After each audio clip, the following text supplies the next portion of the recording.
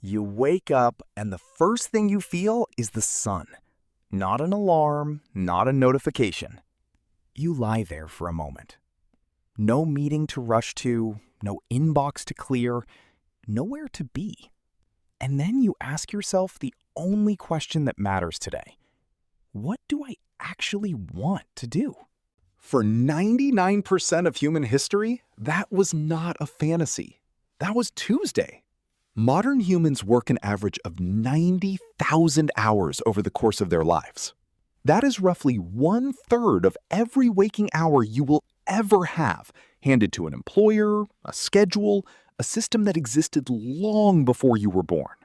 But for 300,000 years, before any of this existed, humans woke up every single morning with their time entirely their own. The Hadza of Tanzania, the Martu of Australia, the Agta of the Philippines. Adults in these groups spend between 15 and 20 hours per week on subsistence activities. The rest of the time is theirs. You probably work more than 40 hours a week just to cover rent. When researchers compare the skeletons of ancient hunter-gatherers to the skeletons of early agricultural populations, the story the bones tell is not what you'd expect. In 1994, explorers discovered Chauvet Cave in southern France.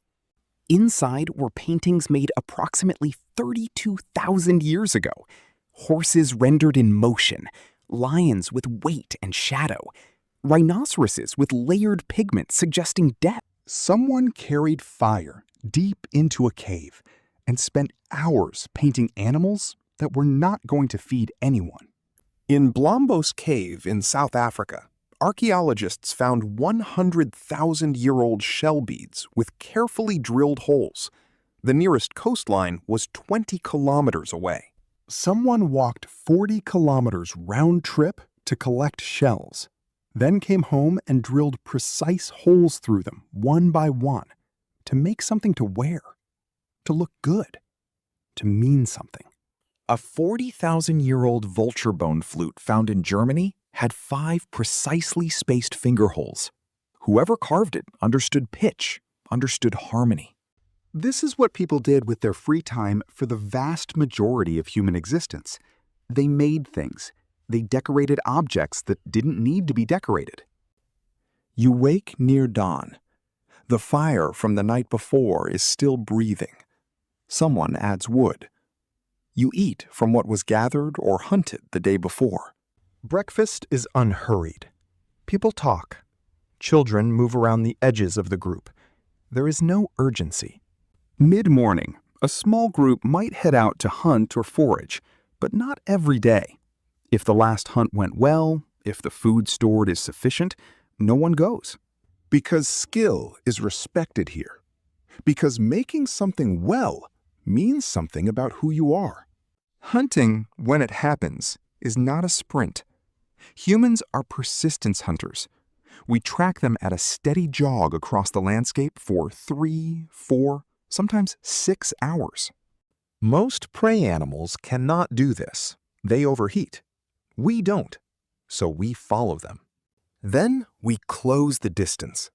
By early afternoon, the productive part of the day is over. What comes next is nothing in particular. By early afternoon, the productive part of the day is over. What comes next is nothing in particular. People rest. They sit together in the shade. They groom each other, hands moving through hair, reinforcing bonds that matter more here than any contract ever could. Adults spent roughly 6 hours every day in pure social time. Not working, not sleeping, just being with other people. Talking, laughing.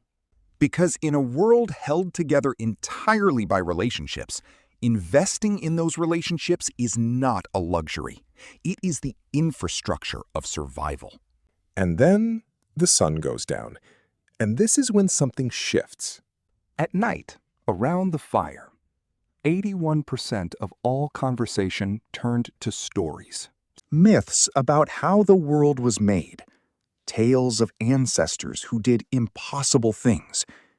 Dreams described in detail. jokes that collapsed people with laughter. Wiesner argued that firelight conversation was where human culture was actually invented. The gods, the spirits, the moral frameworks, the sense of a past and a future. And they didn't sleep the way you do.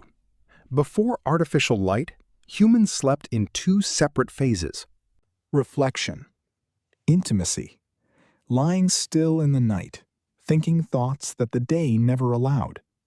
Then, about 10,000 years ago, everything ended. Humans in the Fertile Crescent began planting seeds. Agriculture is a door that only opens one way. Once you start farming, you can feed more people. More people require more food. More food requires more farming. More farming requires more people. There is no exit. The farming life was harder. The bones confirm it. More labor, worse nutrition, shorter lives, bodies bent by repetitive work. And with population came specialization. Craftsmen, priests, soldiers, administrators, and eventually employers. And eventually, the idea that your time belonged to someone else. And eventually, the idea that your time, the one resource you are born with and cannot earn back, belonged to someone else. Today, you work 90,000 hours. Your ancestors worked maybe 15 hours a week and spent the rest making art, building relationships, telling stories by firelight. They woke up every morning already free, already enough, with nothing to prove and nowhere to be, and all the time in the world to make something beautiful just because they felt like it. You are the same species. You have the same brain, the same hands, the same need for rest and beauty and stories and connection. You just woke up inside a system that forgot what those things were for.